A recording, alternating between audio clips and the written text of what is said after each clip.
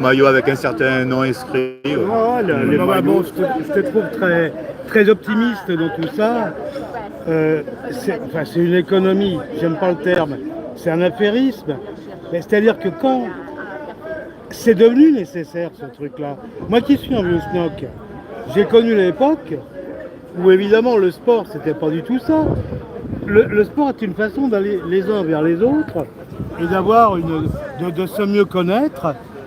Il pouvait y avoir un sport, bon, il y a comment dirais-je, le pacte Langevin-Ballon par exemple, voilà, je le cite, ceux que ça intéresse regarderont ce que c'est, mais dès l'instant où tu commences à foutre des tas de gens au chômage, que tu désindustrialises, et qu'il faut occuper les gens, voilà, c'est ça, c'est aussi ça. Dire, pour moi, je ne trouve pas que ce soit complètement positif cette histoire de sport. Tu comprends? Non, je me situe pas, moi. Moi, je n'ai pas me situer. C'est-à-dire que je vais être cynique en disant, bah, ça rapporte, on va le faire. De toute façon, c'est ce qui s'est passé dans les années 80. Quand tu crées plus de valeur, quand tu fabriques plus les choses, on est en plein dedans. Eh ben, faut trouver un moyen d'avoir une activité rémunératrice. Le sport a énormément servi à ça. Bon, sincèrement, les baskets, hein, la plupart du temps, elles sont des baskets. Parce que ça, c'est allemand. Mais la plupart du temps, c'est italien. Non, c'est allemand ça. Puma, c'est allemand. C'est le frère d'Adidas qui a créé ça. C'est allemand. Je t'assure. Moi, je connais pas les marques de chaussures. Aucune importance. Moi, je sais qu'il y a des chaussures, je suis pas pieds nus. Qui a racheté Puma, j'en sais rien. Je sais, c'est qui l'a racheté, j'en sais rien. C'est-à-dire qu'on est... T'as pas besoin forcément d'avoir une paire de baskets pour t'habiller. Tu peux avoir d'autres formes de chaussures, etc. Tu vois, c'est toute une espèce de culture, de sous-culture qui rapporte, mais qui n'enrichit pas la société vraiment. C'est ça, pour moi, mon problème avec le sport, c'est ça. J'ai rien contre le sport. Ça peut être bien de faire du sport. Mais c'est devenu les jeux du cirque. C'est devenu... bah oui, il faut bien faire quelque chose. Du pain des jeux du cirque. Là, on est en plein dedans. Hein. On est en plein dedans. Le traitement social du chômage, et j'en passe. Bah, c'est vrai que la France sera un feu et à sang. Et surtout que ceux qui prennent les décisions au niveau administratif, je dis au niveau administratif, hein, je dis même pas au niveau politique, on ne met plus de politique. C'est depuis longtemps, depuis très longtemps. Bah eux, ils veulent pas que tout se barre en couille et que tout le monde se tape sur la gueule. Bon, quand on voit la situation, pas seulement actuelle, mais la situation depuis... je pourrais pas citer de date exacte, mais c'est les années... Ça a commencé dans les années 80. Bah, on a une espèce de classe politique qui est là comme une cerise sur le gâteau, qui est là pour parler, qui a toujours bagossé, qui est pas là, en fait, elle prend des décisions parce que la procédure veut ça, parce que les institutions font ainsi qu'eux. Bon, c'est clair que si tu prenais entre quatre yeux la plupart des politicards que je n'écoute même pas dans le poste parce que ça ne m'intéresse pas, bon, ils ne sont guère que le reflet de conseillers, de gens qui travaillent. En tout cas, c'est pas pour la totalité du peuple français. Hein. Alors évidemment, je vais ressortir la tarte à la crème. Il est clair que si je pense à cette histoire de virus, il est absolument clair que tous les membres du gouvernement à l'Assemblée nationale, dans leur grande majorité, c'est-à-dire au moins 9 sur 10, n'y connaissaient absolument rien. Bah oui, c'est pas des virologues, c'est pas des épidémiologues, etc. Bon, ces gens-là, alors, il y a les petits malins qui leur ont dit, bah, faut faire ça, ils l'ont fait. Et ça, c'est à leur décharge. Pour ça que c'est compliqué cette histoire-là. C'est vrai qu'on Mais a qu'est-ce pas qui mal fait de- chier celui-là? Tu veux qu'on aille un peu plus loin? Ouais, ça me casse les oreilles. Ouais, qu'on a le boom boom, Mais la non, musique. mais ça, c'est tomber dans les mêmes travers que... Ah, je reconnais bien la société, même dans ceux qui s'y opposent. C'est une espèce de cinéma qui est complètement stérile. Je comprends très bien que les gens ne veuillent pas s'exprimer, ne veuillent pas parler. C'est-à-dire que là, on est au spectacle. C'est exactement pareil. Et si je dois revenir à ce que disait le camarade là avec le sport, c'est un peu pareil. S'il disait qu'il aimait bien le sport, qu'il y avait tel type de sport qu'il pratiquait, ce que ça lui avait amené en jouant avec d'autres, bon, je trouverais ça intéressant. Mais aller me faire chier en disant il y a une économie, ceci. Qu'est-ce mais que vrai ça... qu'on avait un peu divergé, mais au départ, lui, il a entraîné un club de sport, il a joué, tu vois, quand même, Eh s'est ben, beaucoup investi dans le qui sport. parle de ça, quoi. Non, mais il avait commencé, et après on était parti sur d'autres trucs. d'accord. Bah, ouais. qui parle, Ah ouais. qui parle de ce genre de choses, Ouais. qui parle de son expérience, au lieu de me ressortir des conneries, des conneries à la limite. Ah bah si, c'est bien, ça rapporte. Mais ça rapporte quoi? Des transferts de valeur. Par exemple, il parlait par exemple des baskets ou je sais pas, des vêtements de sport. Mais n'importe quel con est capable de faire ça maintenant. Ouais. En fait, Oui, mais attends. ouais. Qu'est-ce qu'il y a à se passer après? C'est qu'il y a des trucs qui sont l'équivalent des brevets, des machins construits sous licence. Alors si tu regardes la valeur réelle du machin, on n'a qu'à dire que c'est 10, arbitrairement. Et sous prétexte que c'est nouveau, ceci, cela, on va vous le vendre 80. C'est totalement aberrant. Ouais, ils vendent de l'image, quoi. Mais là, au départ, il était parti dans ce truc-là parce qu'on avait commencé à évoquer le salaire très élevé des sportifs. Mais lui, il m'avait dit, c'est vrai qu'ils sont très bien payés, mais ils rapportent beaucoup plus. Ça, en fait, il était parti sur ce Oui, mais j'ai raisonnement-là. entendu ça. Mais là, est-ce que, ouais. finalement, est-ce que c'est pas contestable? C'est-à-dire que bon, bah, il a son fric, alors qu'est-ce qu'il en fait? Faudrait lui demander. Faudrait demander, je sais pas, à Tartampion, à Mbappé, qu'est-ce que tu fais de ton fric? Voilà, c'est tout. Moi, je veux pas faire de procès à personne. Eh ben, il a qu'à dire ce qu'il fait de son argent, par exemple. Et puis après, on peut éventuellement en discuter. Je vais pas lui faire un mauvais procès parce que c'est pas la peine. Bon, mais d'un autre côté, bah, pourquoi ces gens sont bien payés? Déjà parce que c'est pas si simple. Pour avoir un footballeur qui soit bon, etc., bah, un bon cheval est cher. Hein. C'est vieux ce truc-là. Mais c'est vrai que c'est pas lui qui touche l'argent, c'est son propriétaire. Mais non, mais le cheval, bah bon. Oui, enfin bon, d'accord. Ouais. Mais ce que je veux dire par là, c'est que si ça, avant, je me souviens de Zatopek, j'étais pas né, mais Zatopek, tu vois qui c'est là, le coureur tchèque qui était complètement dopé, hein, c'était du dopage. Il fonçait comme Parce que c'est disait. Mimoun, disons, dans les anciennes. Oui, alors voilà, Alain Mimoun. Alors je sais pas trop. Il y avait des gens comme ça. Parce que bon, moi j'ai un peu fréquenté les milieux sportifs il y a très longtemps, parce que j'étais bon au gym, c'est pour ça. Je vais pas rentrer dans le détail. Et dans les années 50,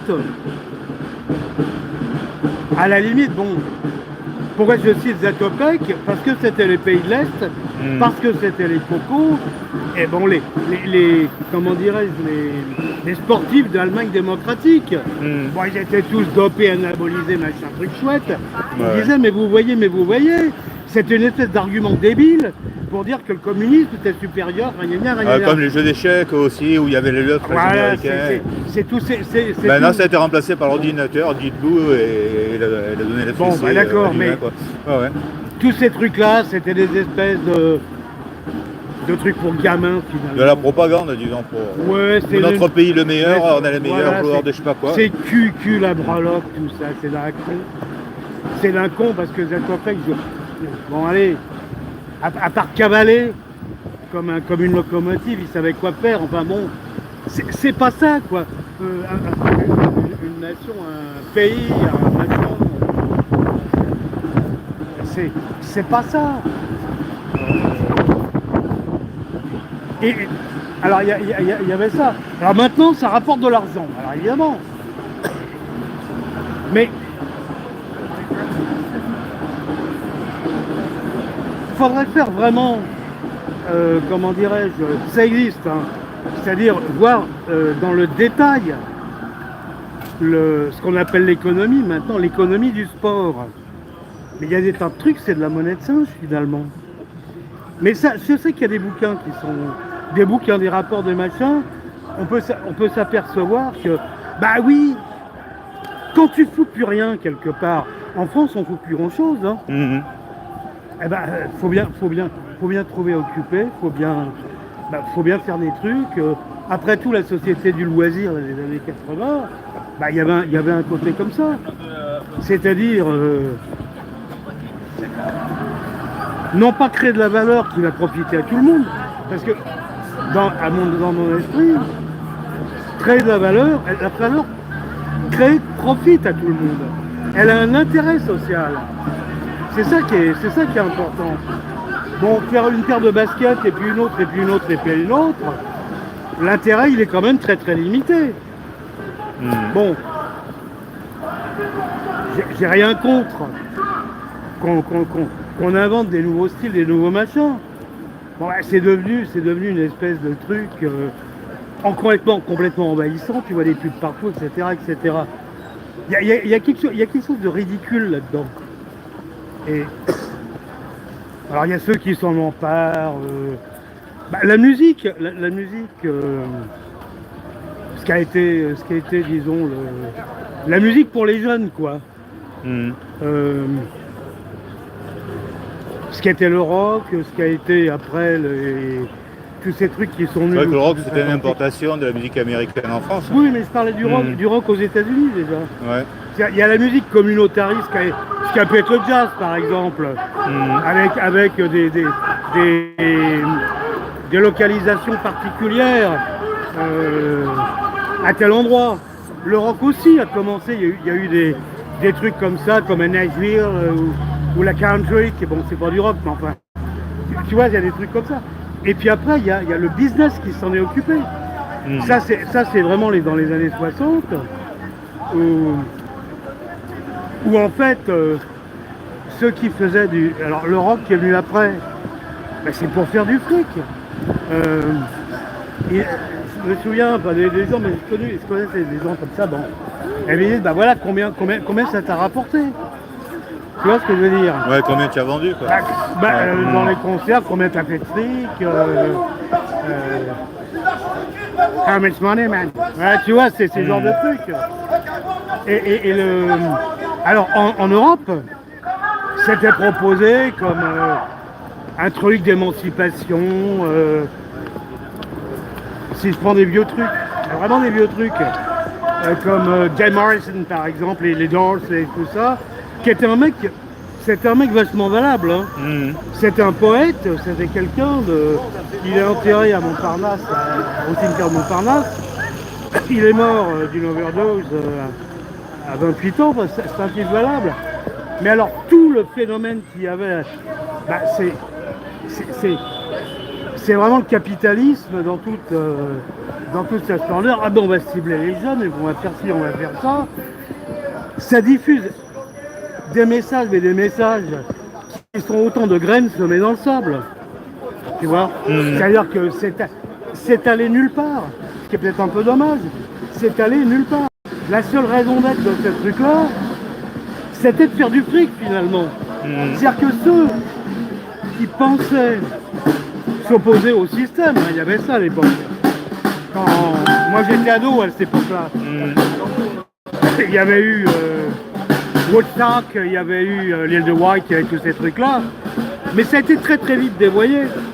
Tu comprends? Ça a été très vite dévoyé ce machin. Et ça malheureusement ça a mal tourné. Ça partait quand même d'un bon mouvement, quoi. il y avait l'opposition à la guerre du Vietnam, il y avait l'opposition au fric pour le fric. Tu as le même phénomène, tiens, avec Fury, James Dean, le film. Ouais. Comment en français, je crois que ça s'appelle La fureur de vivre ou quelque chose Ah, je comme pensais ça. à R, moi, là, le Tu film vois américain, ouais. Alors, mais en fin de compte, le livre, ça vient d'un livre, disait, mais attends, à quoi on joue? Une société matérialiste comme ça, à quoi ça rime, quoi? C'est-à-dire, c'est savoir bouffer, pisser, chier, c'est très très limité. Alors ils s'emmerdent, ils se font des grosses frayeurs en bagnole, en fonçant le long de la falaise, etc. Je ne me souviens plus exactement du livre, hein, ça fait longtemps que j'ai lu ça. C'est James Dean, alors c'était La fureur de vivre, ouais, c'était ça, ouais. C'est ça. J'avais Alors, aussi La fureur de vaincre, mais sur un autre film, ça. ah, Ouais. c'est peut-être autre chose. Non, mais La fureur de vaincre, c'était Bruce Lee, mais c'est La fureur de vivre, ouais. Ouais. Oui, Ah bah oui, alors les duels. attends, Ouais. c'est bien que t'en parles. La fureur de vaincre. Oui, mais le but de vaincre, qu'est-ce que tu veux vaincre? Le but, c'est quoi finalement? C'est comme, bah tiens, c'est comme le plan, le grand échiquier de Brzezinski, en disant, c'est à la fois, ça trouve son fondement chez un malade mental qui s'appelait Malthus. Ah, on produit, si on veut que ça continue comme ça, on produit, on détruit, on recycle pas. Il en faut, à des coûts minimum. Bah, qu'est-ce qu'il faut faire? Il faut aller chercher, ne serait-ce que les matières premières là où elles sont.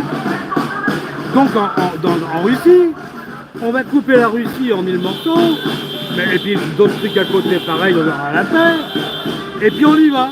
Ça, c'est le grand échiquier. Oui, mais pour construire quelle société? Pour faire quoi? Quelle sera, à part continuer dans une espèce de conservatisme qui, de toute façon, ne va absolument nulle part? À quoi ça rime? Ça rime absolument à rien. Bon, comme d'habitude, moi, j'ai rien préparé. Ce que je voulais dire aussi, c'est parler du nouveau racket qu'il y a sur les autoroutes. Je vais donc sur la route d'Orléans, l'autoroute, et bon, moi je savais qu'il y avait des péages, je ne sais plus à quel niveau, il fallait prendre un ticket, payer, prendre un ticket, ben, il y avait 2-3 fois. Et puis, en montant, je vois qu'il n'y a rien, mais j'y pense pas, quoi, forcément. Attends, on va tourner parce qu'il... Ouais, oui, ça c'est bon, on va reculer un peu. On va reculer un peu. Ouais, c'est comme ça des klaxons et tout le reste. C'est ouais. bon. Et puis, alors, il n'y a rien. C'est des jaunes, ça? Ah, c'est qui? Alors, il y a donc... Et puis, je vois des espèces de toiles qui commencent à dire que il y a le flot libre, ils appellent ça. Le flot libre. C'est quoi ce truc-là? Alors je continue, je me suis aperçu qu'ils avaient remplacé, alors que c'était pas vraiment signalé, hein, le péage par un truc.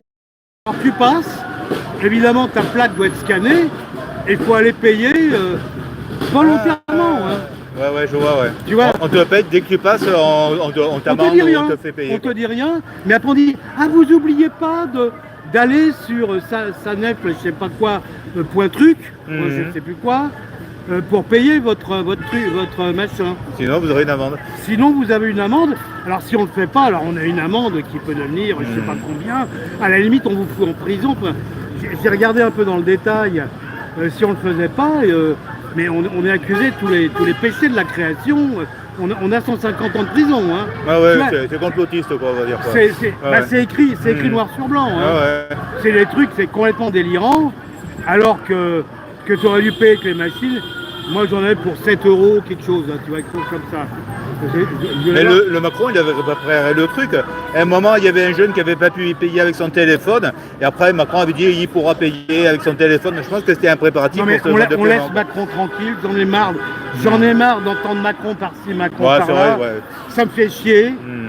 Qu'on le laisse là où il est, y compris pour la robe de Brigitte qui n'était pas très jolie, c'est vrai, qui est mal coupée surtout.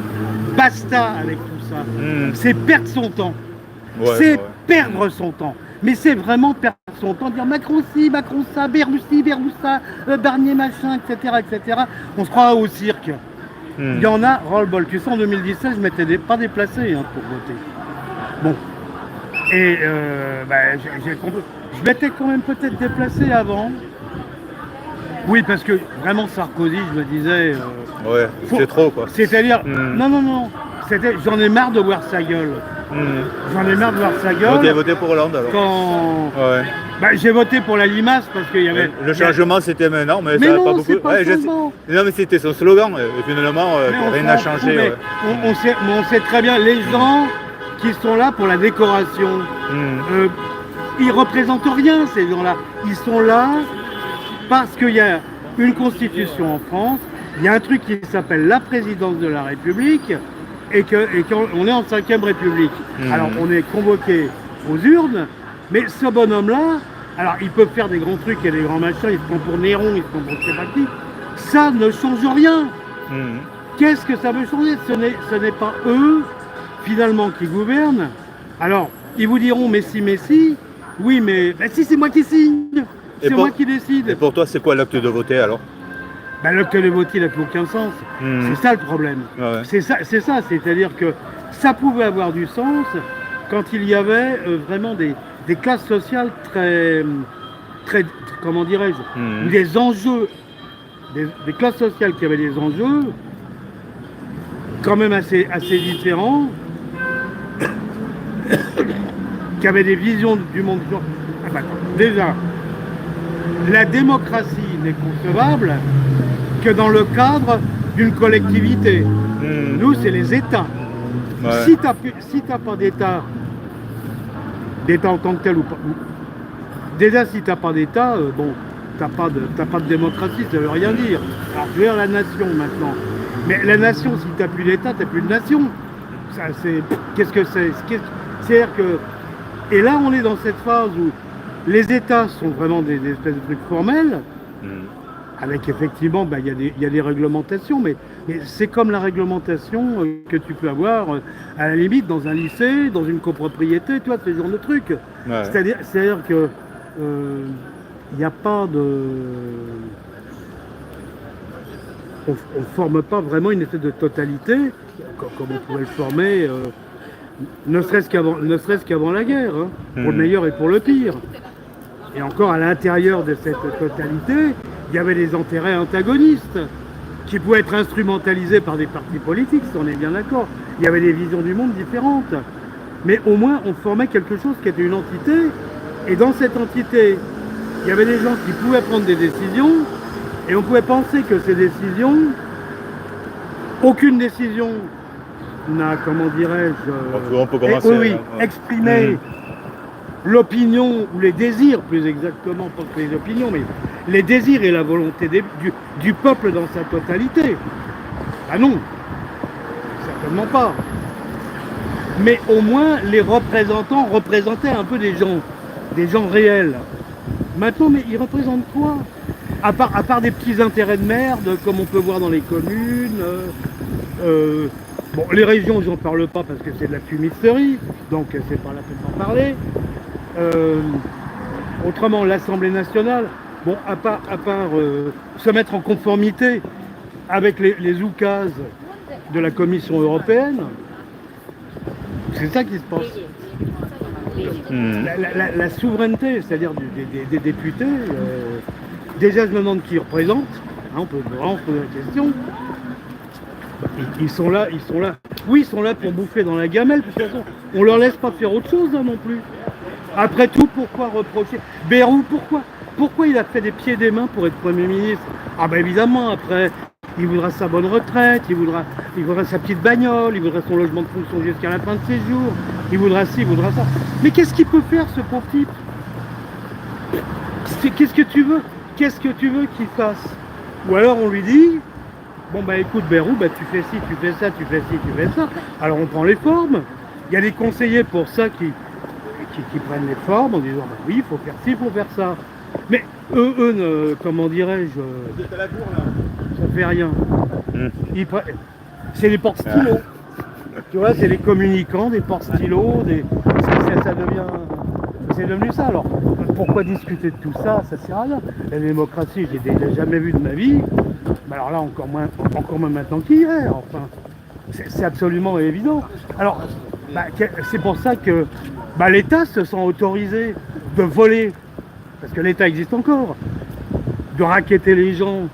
Mais alors, il ne le fait pas directement, parce que les fameux péages des autoroutes, c'est pas l'État finalement. Tu comprends? C'est-à-dire que c'est un truc, c'est l'État par personne interposée. L'État, il récupère un peu. Mais tu vois, c'est vraiment sournois, ces trucs-là. Et puis, j'attends, c'est privé. C'est privé. Ouais, Alors, c'est privé, alors. Alors c'est privé, mais à privé. l'époque, qui avait payé les autoroutes? C'est nous. Eh ouais. Ah ben oui, c'est Bibi, nous. ouais, comme dirait Eh l'autre. ben c'est nous, Ouais. c'est nous. Et encore, moi, ça me concerne assez, parce que regarde tout ce qui nous entoure. C'est joli, hein. C'est beau Paris. Mais pourquoi c'est comme ça? Ah, c'est pas compliqué à comprendre. C'est au moins 1 siècle et demi, 2 siècles de boulot qui n'est plus fait.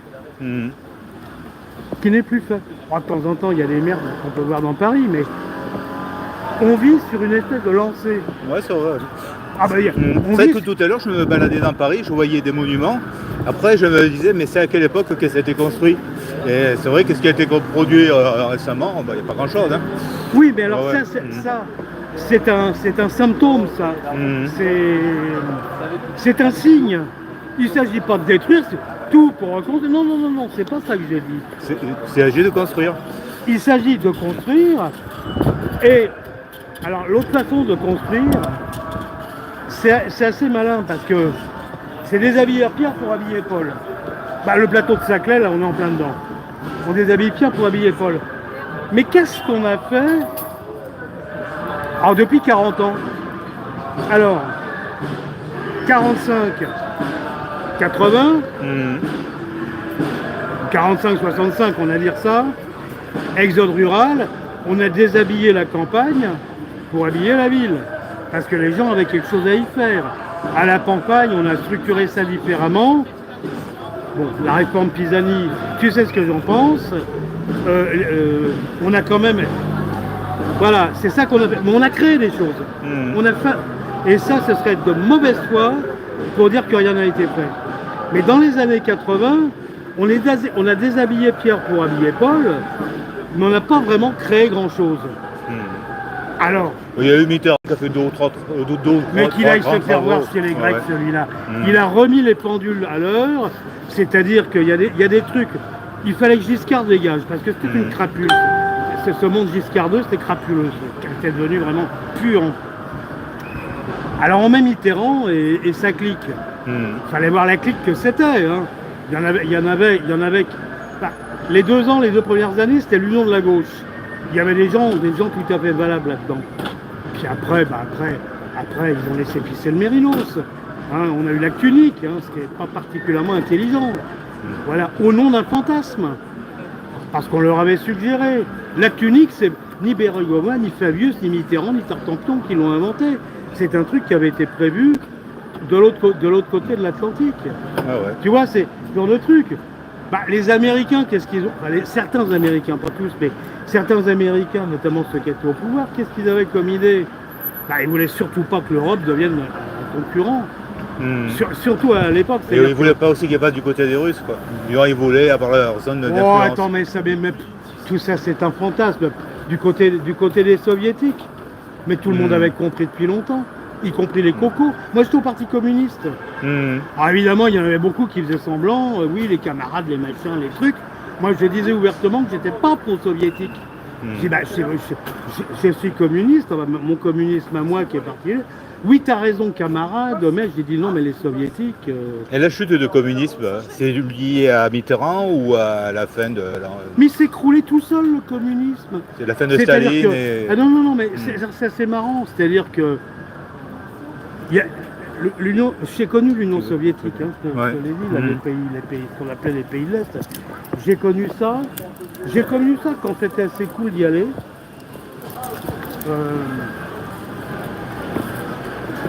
Les cocos soviétiques, les cocos des pays de l'Est, Ils ont connu aussi leur 30 glorieuses, hein. Attention, ils ont aussi connu ça. Mais malheureusement,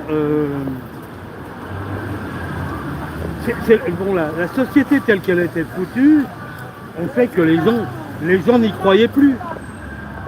Ils n'y croyaient plus, ça s'effondrait. Alors, je peux prendre des exemples les uns après les autres. Il y avait des villes qui étaient assez sympas, comme Leningrad. Ah bah, c'est parce que c'était aussi les portes d'entrée, puis les portes de sortie, mais d'entrée-sortie. C'est-à-dire que quand tu étais dans l'Union scandinave, bah, c'était assez facile finalement d'aller à Leningrad. Tu pouvais pas aller à Moscou après, hein. Mais c'était assez facile. Et alors l'Allemagne démocratique, c'était marrant parce que, bon, alors, quand on terrorisait la population de l'Ouest avec Göttingen, les corridors ou les machins comme ça, les trucs et les machins, ou les Strecken, tu sais, tu mets ton passeport, ton truc, hein, la Strecken, tu pouvais passer, il y avait des passoires, il y avait des passoires notoires, parce que, comment dirais-je? Donc le mur de Berlin, c'est du pipeau alors. Bah non, c'est du pipeau, oui, c'est pas du pipeau du tout, parce que tant que tu y crois, tu crois qu'il y a un mur qui est à du l'ouest. mental alors. Toutes les frontières sont mentales. Moi, je peux en parler savamment parce que j'ai passé des frontières sans, notamment celle-là, tiens. C'était au nord, tu montes au nord à la comment on dit, à la latitude. Berlin, Wolfsburg, là, comme ça, il y avait la passoire. Ouais. Tout le monde savait qu'il y avait la passoire. Autant à l'est, autant à l'ouest, tout le monde le savait. Il y avait des passoires comme ça. Tu avais une autre passoire parce que Autriche, ce qui est devenu la Slovénie, alors là c'était dans les années 80, tu arrives avec ton passeport, tu mets un billet de 20 marques ou quelque chose comme ça, à le tirer de toc, bon, le douanier machin prend allez, tu peux aller jusqu'à Ljubljana sans problème et ne rien savoir. Si d'aventure tu es contrôlé par un flic, ce qui n'arrive jamais, bon, à la limite tu lui donnes 10 marques et puis c'est bon. Tu vois, c'était ce genre de truc. Et Ost-Berlin, Berlin-Est, dans les années 80, mais il y avait les mêmes trucs qu'à l'ouest. Moi, j'habitais du côté, à un moment, à Ratmoabit. C'était pas loin du mur, ce truc. Il y avait des squatteurs, des machins, c'était marrant. Bon, il y en avait qui se camaient, etc. Bon, il y avait des trucs. Est, mais tu retrouves la même chose. Tu écoutes la même musique. Même au niveau artistique, tu as des trucs qui sont un peu pareils. On faisait du cinéma expérimental. On se marrait bien. On se marrait bien à Berlin.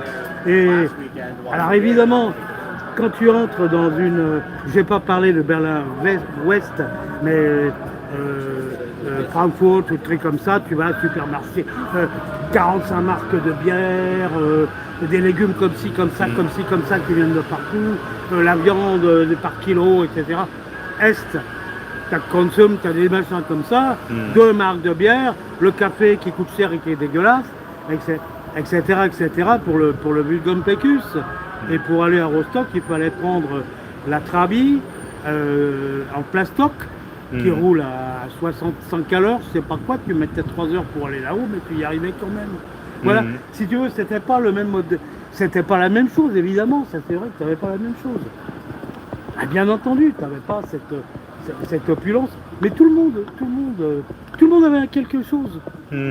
Et puis les jeunes qui s'emmerdaient, ils s'emmerdaient finalement un peu comme à l'ouest, hein. C'était un petit peu la même chose. Bah, ils se piquaient, ils faisaient le con, le hashish, bon ça c'est pas trop méchant. Enfin, il y avait ce genre de trucs comment dire, qui me rappelle plus la société anglo-saxonne, hein, que la société française de l'époque. Ouais. En France, nous on est français, on a vraiment une particularité. Et on est vraiment des singes aussi, c'est-à-dire que dès qu'il y a un truc qui apparaît, y compris des conneries, il faut qu'on l'adopte, mais en imitant, comme des cabots. ça vient pas de nous. C'est assez marrant. Mais c'est ce qui fait la France. Et c'est pour ça que je suis bien content, parce que les Français, ils font ce qu'ils ont à faire. Et au bout d'un moment, ils redeviennent eux-mêmes. C'est ça qui est rigolo. Et ça, c'est ce qui me fait dire. Moi, je suis pas du tout pessimiste. Alors, il y a les usurpateurs, il y a des collabos, il y a tout ce que tu voudras. Oui, mais il y a le peuple français. Le peuple allemand, je sais pas trop ce que c'est, moi. C'est spécial, hein. Le peuple italien, c'est un peu plus... Les Allemands, c'est un peu moins récent, quoi. C'est créé un peu plus tard, quoi. Bah, disons, pour le pays qui s'appelle l'Allemagne. Mais c'est vrai que... mais avant... Non, mais ça, c'était un homme très intelligent. Nous, on a eu un peuple français qui avait un roi qui s'est maintenu longtemps. Le peuple, c'est-à-dire... Moi, je parle du peuple, le roi, on s'en fout du roi. Qu'il aille se faire voir. Mais on forme un peuple... Mais on a payé pour ça. Et ça fait plus de 1000 ans qu'on se fout sur la gueule pour se maintenir, pour créer quelque chose. C'est je t'aime moi non plus, la France. L'Allemagne, c'est, comme dirait Adolphe, c'est une artificielle construction, mais elle est germanique, celle-là. C'est un drôle de machin, l'Allemagne. Alors maintenant, ça fait longtemps que j'y suis pas allé. Mais... D'ailleurs, l'Allemagne, le royaume de Bavière, il voulait pas. Il a fallu que Louis II, boum, terminé. Alors hop, ça y est, la Bavière est dans le Reich. Enfin voilà, c'est quoi ce truc-là? Je sais pas trop. Je crois qu'il avait parlé de Chine une fois. Je peux beaucoup parler avec lui, quoi. On pourrait poser la question. Bon, alors attends, il y avait encore autre chose là, dans mes racontards. J'espère que c'est quand même intéressant et pas trop décousu ce que je dis. L'histoire de la guerre, la guerre en Ukraine, alors c'est marrant. On a deux mondes maintenant. C'est assez intéressant de voir. T'as le monde des réalités. Et t'as le monde... comment dire ça? C'est comme un hologramme. Ou un monde d'ectoplasme. Et... ça redéfinit, ça redéfinit complètement ce que c'est que la guerre. C'est vraiment marrant parce que la guerre en Ukraine, c'est une guerre traditionnelle auquel se rajoutent des tas de trucs assez dégueulasses qui sont en fait qui sont ce que faisaient les nazis, hein. C'est-à-dire s'attaquer aux populations civiles. C'est-à-dire qu'il y a ça aussi. Quand tu fais la guerre, tu as deux armées qui sont là, qui se foutent sur la gueule, que c'est ça, Waterloo ou n'importe quoi. Voilà, et puis après on arrête. Mais bon, le paysan de la Lozère, il sait même pas que ça a eu lieu, quoi. Tu vois ce que je veux dire? Il continue de... Sauf que l'entend voir passer des personnes qui parlent une autre langue. Ah, tiens, oui, ça a changé. Il y a quelque chose qui a changé, ouais. J'ai des histoires familiales comme ça qui sont assez rigolotes. Des paysans, parce qu'une histoire, c'était pendant la guerre de 70, tout d'un coup, il y a les Uhlans allemands, prussiens qui s'amènent. Il y a des ancêtres, là, je ne sais plus qui c'était, qui étaient dans leur grange. Il voit arriver des personnages qui parlent l'allemand, etc. Alors, dans ma famille, ils se planquent parce qu'ils le parlaient aussi, alors ils se cachent. Et puis, il y a l'ancêtre qui ne veut pas être emmerdé. Il dit non, n'entrez pas, il y a la petite vérole ici. Ah. Alors l'autre, je ne sais pas s'il a compris, mais il est parti. Parce que paraît-il qu'il y avait, je ne sais pas quoi, une épidémie, je ne sais pas quoi. Ouais, la petite vérole, et puis ils sont... Ah bon, ça c'est un truc rigolo. Ouais. Mais la guerre, elle a vraiment du mal à se définir. Parce qu'on est dans une phase qui est une phase de mutation depuis 30 ans. Hein. Bon, c'était pas clair. Allez, on est en 25, 95, oui. Allez, à partir de l'an 2000, là, c'est clair que quelque chose... Il y a un processus qui s'est bien entamé. Et un processus que visiblement l'Occident n'a pas compris. Il est chiant celui-là. Ouais. On aime bien sa musique. On s'amuse comme on peut. Oui, l'Occident n'avait pas compris. Quelque chose a changé. Et ce quelque chose, il n'est toujours pas digéré, il n'est toujours pas compris. Alors on veut faire passer ça, comment dirais-je, quand on écoute les commentateurs, quel que soit, comment dirais-je, l'école de commentaires, des commentateurs de qualité même, l'école pragmatique, géopolitique, tous ces gens-là, pas les connards d'LCI, enfin bon, pas ces larbins, mais des gens qui quand même, ou même Jacques Beau, des gens comme ça, ou alors un autre, là, comment il s'appelle? Je l'ai entendu au dialogue franco-russe, c'est intéressant. Ces gens-là sont des occidentaux jusqu'à la moelle. Et ils n'arrivent pas à comprendre le monde d'aujourd'hui, parce qu'ils raisonnent suivant leurs critères. Et visiblement, les Américains, donc les Américains qui pilotent la décision politique aux États-Unis et ailleurs, et maintenant en Europe, qu'on appelle l'État profond, donc ceux qui tirent les ficelles, ils n'ont pas compris non plus. Alors, il y en a peut-être qui comprennent, mais bah oui, mais qu'est-ce que tu veux qu'ils fassent? Pour pouvoir être efficient, comment dirais-je, pour dire comme les Américains, pour être powerful, pour avoir vraiment un pouvoir dans la situation, il faut avoir une connaissance approfondie de ce qui se passe en Extrême-Orient, qu'ils n'ont que d'une façon intellectuelle. Il y en a qui connaissent, hein, attention, c'est pas des idiots, mais c'est intellectuel. Parce que ce qui est particulièrement piégeant dans la civilisation chinoise, mais on peut dire un petit peu en Corée, au Japon, au Vietnam, etc., dès que tu mets le doigt dans l'engrenage de la culture, tu es obligé de toi-même, si tu veux t'y retrouver, de devenir chinois, de devenir japonais. Tu ne peux pas faire autrement. Parce que la forme de pensée, les affects, tout ça c'est différent. C'est en ça que il suffit de voir au poids. Plus la Chine sera influente, ça se fera tout seul. Et l'esprit belliqueux, comment dirais-je, celui qui a fait les grandes heures de Clausewitz, ça tombera comme un fruit mûr. Ça ne peut pas marcher. C'est-à-dire que toutes ces histoires débiles,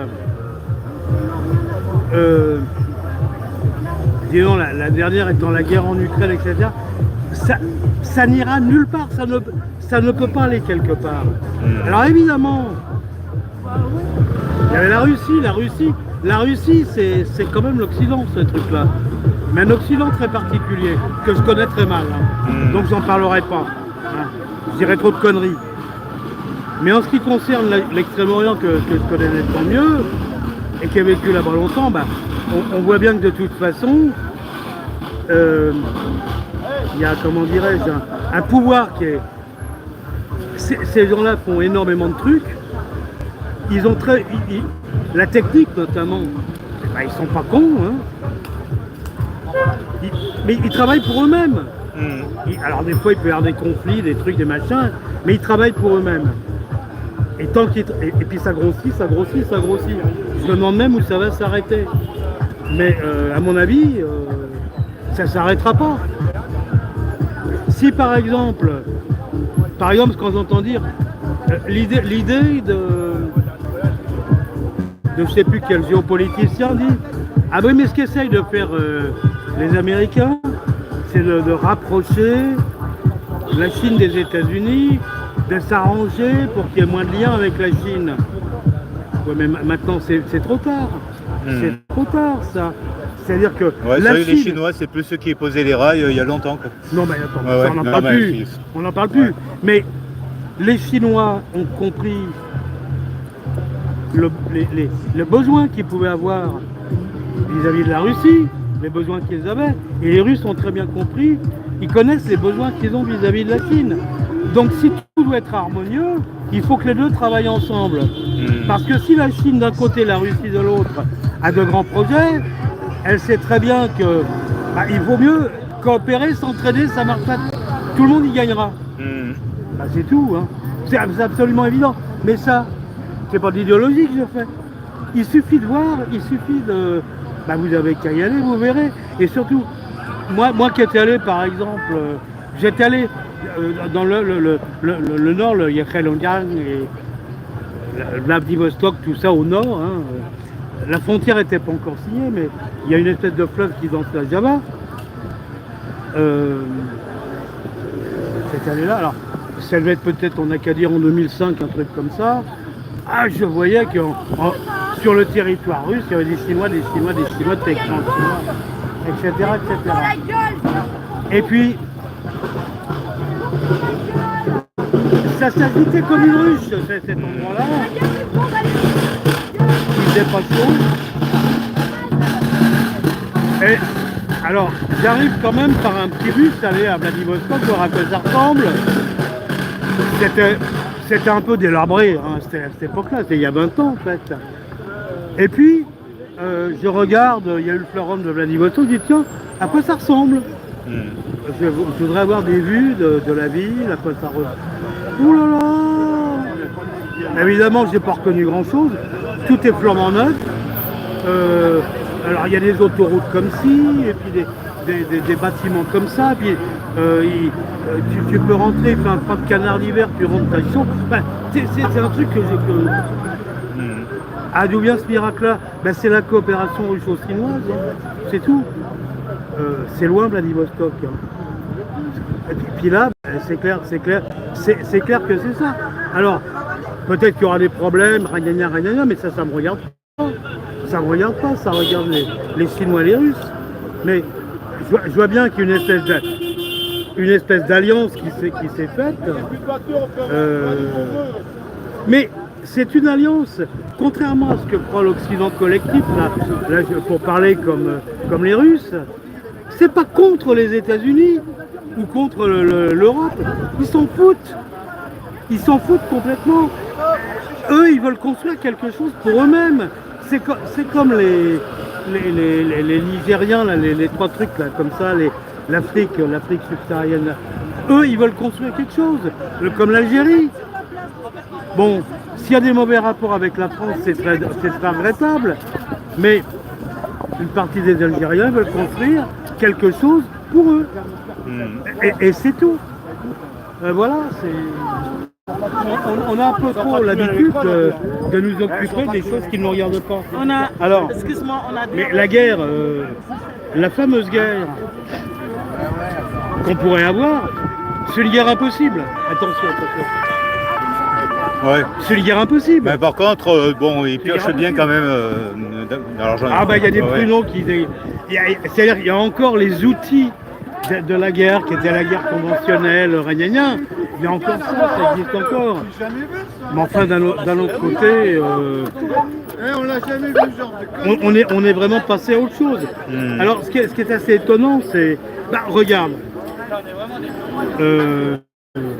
Une arme de guerre quand même assez efficace, mais qui peut très bien se retourner contre le fabricant, c'est le dollar. Ça aussi, c'est un peu comme la langue des autres, ce truc-là, hein, parce que il arrivera bien un moment, si les États-Unis ne se calment pas et qu'ils continuent d'être un peu trop agressifs, les États-Unis, tu vois qu'ils peuvent parler. Et là, la dédollarisation, ça va aller très vite. Parce que, visiblement, tout est prêt. C'est de la technologie. Hein. Ouais. C'est-à-dire que moi, je ne suis pas dans la tête des gens, je ne suis pas dans la tête de tout ça. Mais vouloir faire une monnaie qui soit une monnaie, comment dirais-je, un bitcoin, un machin, un truc, la monnaie spéciale, etc., faut la mettre en œuvre. Mais de toute façon, ils savent. Ceux qui veulent la faire savent très bien la faire. C'est simplement une volonté qui est une volonté politique. Qui dira quoi, à qui et comment. Mais il n'y a rien qui ne s'oppose. Comment dirais-je, il n'y a pas une force physique qui s'oppose à ça. C'est qu'une volonté politique que je ne connais pas. Donc tout ça, c'est finalement. Moi, ce que je vois, c'est alors. Les Américains, ils feraient mieux de faire profil bas à leur place. Moi, c'est ce que je ferais. Si j'étais à la Maison Blanche, je dirais à tout ce petit monde, je dirais écoutez, on se calme. Parce que le temps pour rouler les mécaniques, c'est fini ce temps-là. Et ce qui va se passer, c'est que on recevra pas de bombinettes. La ville de New York ne sera pas submergée par les eaux. Non, c'est qu'on va nous laisser tomber. On va nous laisser tomber. Et après, ben, on voudra peut-être, et on ne pourra pas. Parce que tant qu'il y avait un avantage, et puis comment dirais-je, faut penser à tous les relais qu'il y a dans les autres pays.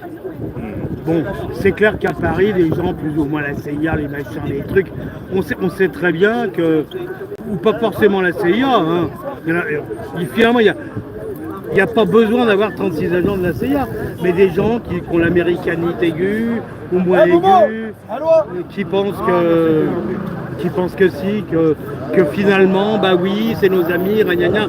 Mais il y en a beaucoup ici. Il y en a beaucoup. Par contre, ce qui est assez drôle, c'est que les Français ont 20 ans de retard.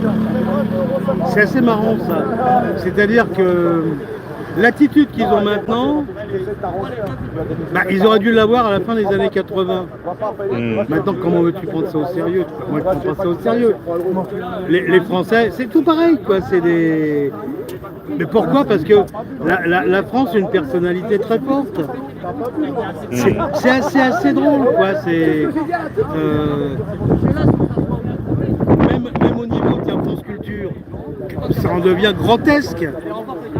C'est-à-dire que moi je discutais avec quelques gens, ils n'écoutent plus.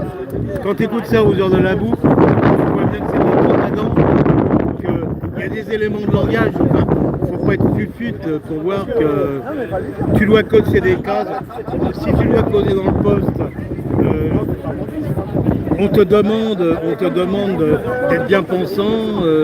Tu as un certain nombre de thèmes, alors tu dois être pour l'Ukraine, le wokisme, enfin tous ces trucs-là, parler en écriture inclusive, des tonnes de machins comme ça.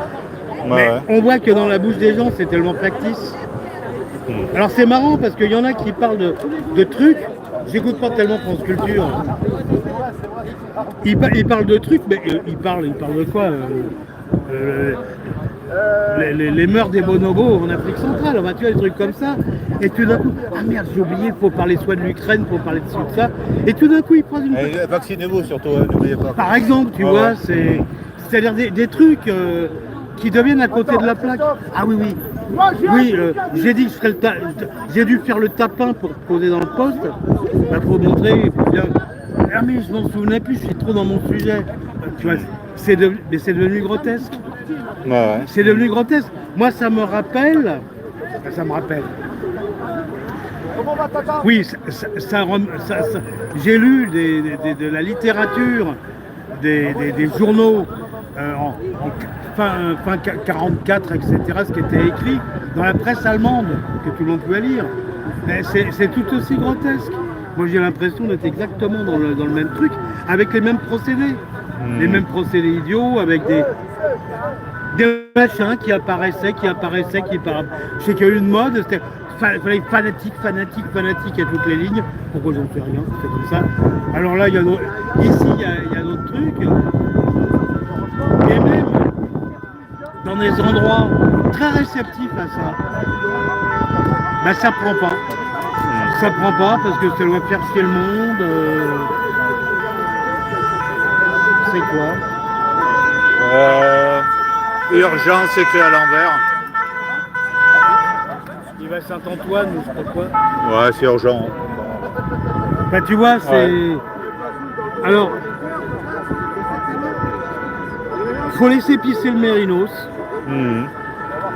Et même, j'imagine, puisque c'est le thème de la manifestation, l'histoire de l'argent numérique, etc., etc. Mais c'est pas la peine qu'ils s'amusent à ça. Alors, s'ils veulent tout bousiller, ils bousilleront tout. Ah ben, ça sera la chute rapido. Hein. Parce que là, plus rien ne peut fonctionner. C'est débile. On voit que tout cet aréopage de minables, parce que c'est ça le problème. Tu dis, toi, tu as ta petite idée derrière la tête, mais tu veux avancer masqué. Alors, tu vas acheter les élus, les députés européens, les gens de la commission, etc. Tu veux dire, bah, je vais pouvoir les manipuler. Van der Leyen, c'est une nullité. C'est quelque chose. Ah ben c'est l'idiote. Jusqu'ici, elle a été très utile. Comme Macron, c'est pareil. Ah ben ça, c'est parfait, génial. Ah ben oui, mais le problème, c'est que lui, il peut pas reprendre la main, ces gens-là. C'est-à-dire que quand le délire des tireurs de ficelle, je parle pas d'Attali. Attali, c'est pas un tireur de ficelle, c'est un, comment dirais-je, c'est un parleur. Lui, non. Il compte pas. À la main, qui compte pas. Ces gens-là, ils comptent pas. C'est des baveux, ces gens-là. Ça compte pas. Ils fabriquent un prêt-à-penser pour ceux qui veulent éventuellement. Voilà. Ça compte pas. Non, je parlais des gens qui ont vraiment intérêt à la chose. Ouais, que ceux qu'on voit pas, quoi. Ben, c'est ceux qu'on voit pas. C'est les marionnettistes, on va dire. C'est les marionnettistes, c'est vraiment les tireurs de ficelle. Et t'as tout chez les tireurs de ficelle. Hein. C'est pas une espèce de... C'est toute une nébuleuse. C'est assez marrant parce que il y a des petits, il y a des gros, des gens qui tentent le coup, il y a des gens qui sont installés. C'est assez marrant. Et... Mais malheureusement, bah, je crois que bah, ils se sont trompés. Et malheureusement pour tout le monde, ils se sont trompés pour eux-mêmes.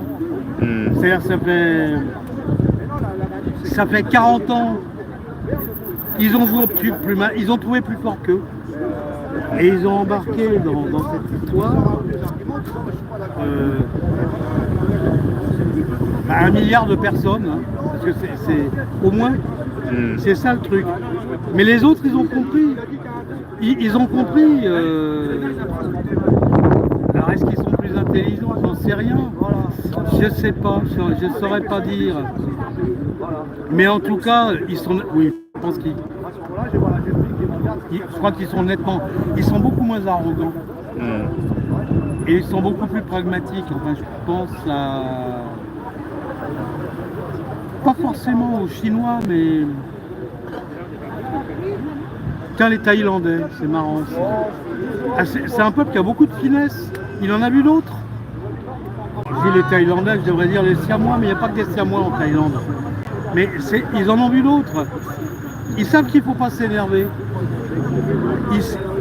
Ils savent comprendre les choses de telle façon que... Pourquoi s'énerver à taper sur un tel? De toute façon, il s'écroulera de lui-même. Tu vois, c'est un peu ça. Ouais, c'est l'histoire du chinois, Lao Tse, je crois, qui dit ton ennemi, tu attends, tu vois la rivière, tu le vois passer, quoi.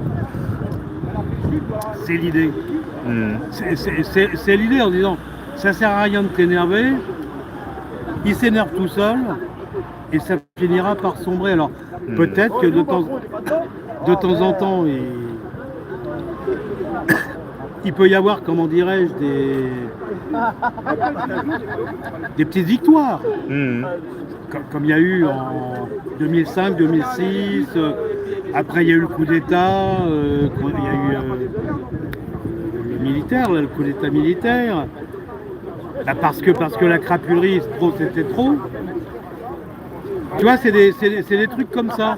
C'est-à-dire qu'il y a eu un moment, ça va être vers 2006 dans ma mémoire, et ben tiens, dans les grandes villes comme à Bangkok par exemple, ou des villes un peu fréquentées comme ça, un peu grandes. C'est un côté ça semble très américain. Mais non, mais c'était qu'un peu de paille. C'était qu'un peu de paille. Et moi, comme j'étais là-bas, j'ai discuté de ça. Et notamment avec les bonzes. Parce qu'il y a un truc qui est très particulier, c'est que alors, à Bangkok, il y a un lycée, quelque chose comme ça, pour la haute société de Thaïlande. Gens qui, voilà, ça se trouve pas très très loin des tombes le palais royal. Pas loin du palais royal, tu descends un peu comme ça. Il y a les ponts de Ramkat. Bon. Et c'est très très joli voilà. Et puis bon, je passais souvent par là et puis je rencontrais quelquefois un jour je rencontre un jeune, quoi, il doit avoir 25 ans. On discute. Il me dit qu'il est allé étudier le commerce, etc. en Australie. Mais son père lui a dit, bon ben maintenant que tu as ton diplôme, tu vas aller 1 an au monastère. Au monastère, il y en a 3, je ne sais plus lequel c'était. Il y a plusieurs niveaux, mais il y a quand même un truc où tu dis, faut savoir pourquoi tu bosses et ce que tu fais. Et quand je l'ai rencontré, en fait, il était habillé en moine. Voilà. Et en fait, il y a beaucoup ça, c'est-à-dire que en Thaïlande, c'est un pays bouddhiste, hein, la religion officielle est bouddhiste, mais ça n'empêche pas les musulmans d'avoir leur culte, les hindous d'avoir leur culte, les chrétiens, il y en a qui venaient du Vietnam d'avoir leur culte. Il y a d'ailleurs dans le centre-ouest, est de la Thaïlande, il y a la plus grande cathédrale de tout le sud-est asiatique, qui a été construite en style français par les Vietnamiens, en style sino-français. Voilà. Bon, c'est à Chanthaburi. Bon, là, il y a ce truc-là. Mais c'est tout particulièrement bouddhiste. Et là, tu vois que dès qu'il y a quelque chose qui arrive, c'est pas à cause du clergé, c'est vraiment la population qui est le dépositaire, alors là on peut dire de 2500 ans de culture bouddhique. Et qui se disent, mettons 100 ou 150 ans, allez, on n'a qu'à dire 1800, allez, RAM 4, on n'a qu'à dire, alors 1830 en gros, 1835, 2025, ça fait quoi, un siècle et demi, enfin près de 2 siècles. Que pèsent 2 siècles devant 2500 ans d'histoire et d'une histoire compliquée où le Siam, ça doit avoir quelque chose comme 1100 ans. Bon, tout ça c'est pas simple. Avant il y avait les Kamen et tout ça, etc. Tout ça, ça pèse extrêmement lourd. Alors bon, l'Occident s'est peut-être amené. Il y a eu des gens qui étaient corrects, comme les Français, au temps de Louis XIV. Alors il y avait les missionnaires français, Cateau, machin, Patin Couffin, qui eux finalement ont été plutôt sympas. Il y a eu les jésuites après, les jésuites ils veulent contre les protestants, ils veulent faire mieux qu'eux. Alors les Loyola qui s'amènent, les jésuites, il y avait la guéguerre entre les Hollandais, les Anglais, c'était un peu spécial cette époque-là. Et les jésuites qui s'amènent, ils pensent tirer leur marron du feu, tout ce petit monde se fait virer. C'est un peu curieux cette période-là, mais quand même, il y a Louis XIV, on entend Louis XIV, on est en 1680 quelque chose, et il se dit que quand même il se passe des trucs dans le Siam, c'est fort intéressant, il faudrait qu'on ait une ambassade. Les Français sont venus, ils ont demandé l'ambassade, ils ont pu garder leurs chaussures. Et en fait, on s'en souvient toujours en Thaïlande, maintenant que c'est la Thaïlande, On m'avait même invité dans un son et lumière. On voit le chevalier de Chaumont qui doit donner sa supplique au roi, qui doit juste attraper l'air des deux doigts pour ouvrir une ambassade.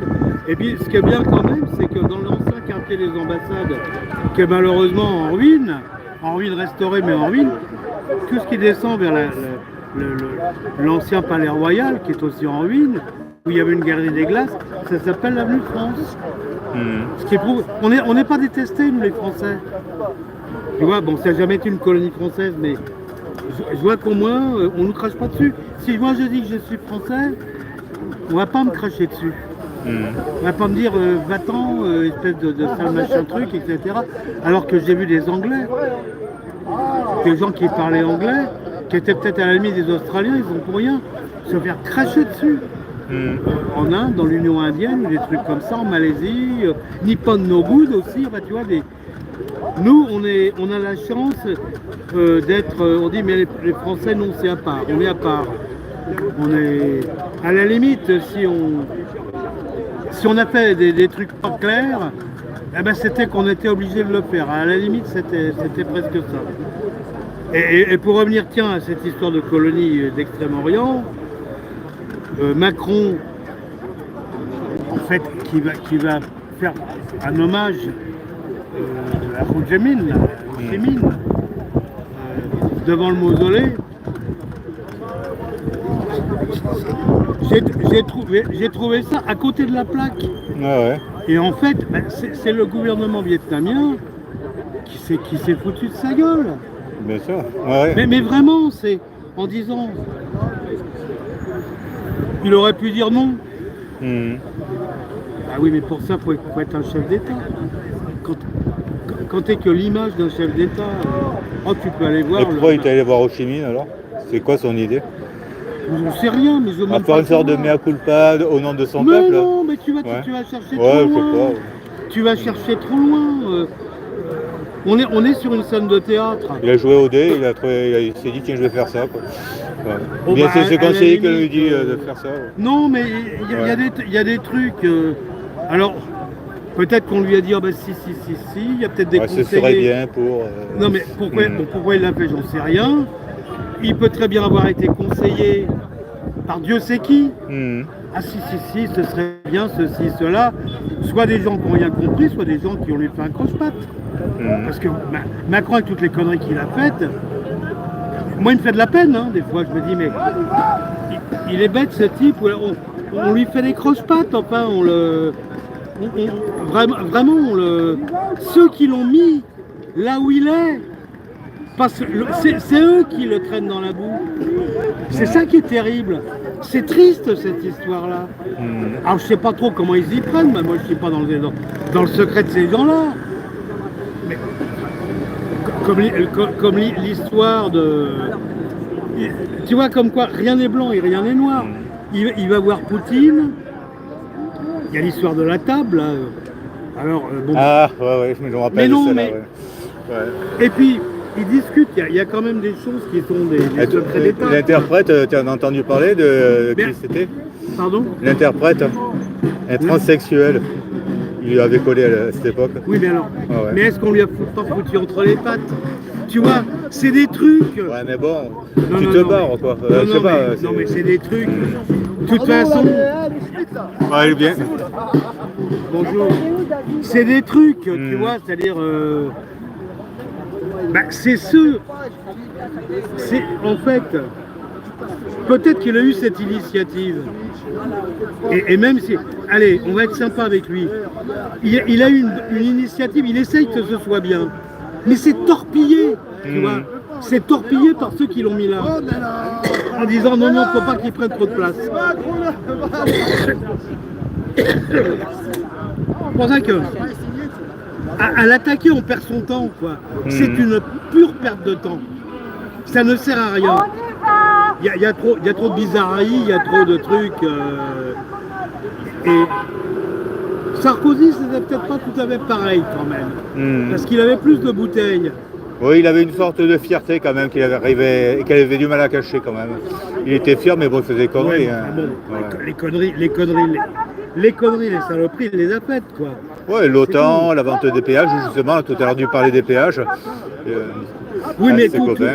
disons tous marigots, mais tous marigots. Oh, après tout. Bon, dans ce qu'il y avait de ridicule, il y avait Tais-toi pauvre con, il n'y avait pas grand... Enfin, disons... Non, mais ça compte pas. ouais, Ça. oui, bon, Ça, c'était c'est des du cinéma. Ça, c'est du cinéma pour voir dans la profondeur. Moi, je dirais qu'on s'est arrêté de faire de la politique quand Fabius a été nommé Premier ministre, je crois, en 84. D'ailleurs, ça, c'est marrant. J'ai un souvenir comme ça, Mitterrand passe en 81. Alors, il y en a qui paniquent. Alors, voilà ce qu'on entend au journal télévisé, parce qu'il y a quelqu'un qui... On pouvait encore de temps en temps écouter ça. Et il disait, oui, Mitterrand était fraîchement élu. Mitterrand a téléphoné, non, c'est Reagan qui avait téléphoné à Mitterrand et le président des États-Unis avait été tout à fait satisfait. Ah, notre maître était satisfait. C'était non, il était tout à fait satisfait parce que Reagan, qui était un anticommuniste hystérique, disait il y a des cocos au gouvernement, de quoi. C'est-à-dire que c'est pas possible, et puis ci, et puis ça. Bon, on est dans un contexte qu'on appelle la guerre froide. Un contexte à la con. C'est triste pour l'humanité qui est encore à l'état d'enfance. Elle est à peine adolescente. Elle n'est pas pubère, l'humanité à l'ouest. À l'est, j'en sais rien. Oui, c'est guère mieux. C'est guère mieux, mais peut-être que, voilà. Peut-être. Non, mais voilà, bah, tu vois ce que je veux dire. C'est quoi ça là-bas? C'est nouveau. Il y a un gamma bizarre, là, un alpha bizarre, et puis un drapeau français, ça veut dire quoi? Ouais, je sais pas, je vais zoomer quand même pour que ceux qui regardent. Ah, ouais. Génocide. Stop génocide, tiens, drapeau français, après le truc jaune, je sais pas trop ce que c'est ce sigle là. Bah, c'est le truc du sida, mais en jaune. Ah ouais. Le sida jaune. Il y a peut-être les gilets jaunes qui... Je sais pas ce que c'est. C'est bizarre, ouais, c'est étonnant. Ouais. Ok, bah, je vais interroger d'autres personnes. Ah bah oui, je peux interroger d'autres personnes. Peut-être notre ami, là, c'est vrai que c'est étonnant son Qui est-ce qui drapeau. code bien dans le poste, là? Elle? Lui? Non, des gens qui codent bien dans le poste. Bon, on va voir. Voilà. Elles viendront les moralité, personnes. Ouais. aussi un truc, alors on termine quand même. Il y en a marre du racket. Il y en a marre du racket des péages. Parce que ça, j'ai vraiment pas apprécié. Libre d'obéir. C'est pas le bouquin de Chapoutot, hein, mais c'est libre d'obéir. C'est-à-dire, bon, bah voilà, bah, tu fais ça ou tu fais rien. Ah, mais si c'était indiqué, bah oui, mais c'était indiqué. Ah, c'était indiqué où? Voilà. Et puis disons, la crapulerie avec cette guerre, ou avec leur histoire de réarmement de l'Europe, de ceci, qui est c'est du vol. Alors, si les Français, les Allemands, les machins, sont assez cons pour se laisser faire, c'est désespérant. Parce que ça ne servira absolument à rien, si ce n'est à piquer, à faire les poches des gens, pour refiler ça à qui le voudra bien. Ah, t'achèteras pas beaucoup. Oui, t'achèteras des F-16, des F-35, des machins, des trucs américains. Oui, alors ça, tu les achèteras, hein. Ou des bombinettes quelconques. Mais, ou des munitions, on n'en fabrique plus. Bon, mais c'est tout. Ah oui, Rheinmetall, oui, je les avais oubliés, ceux-là. Oui, bah, quand même, ils diront, bah oui, mais écoutez, oui, on veut ça, etc. Il y a bien les Allemands un peu délirants qui diront, oui, mais la grosse Allemagne, etc., qui vont recommencer leur connerie. Et ça, c'est possible. Alors, Rheinmetall, ils referont tourner des usines, etc. Mais la guerre, tu la feras avec qui, toi? Tu vas la faire avec qui? Bah, tu auras construit des trucs, bah, tes munitions, tes machins, tes joujoux mortifères, ils serviront même pas. Alors tu vas déclarer la guerre à qui pour que tu t'en sers? Mais c'est quoi ça? Bah tiens, on va discuter avec un autre. Ok, ouais. Voilà, basta. Allez, bah ça suffit. Comme dirait Napoléon. La parole à d'autres. Ok. Moi, je-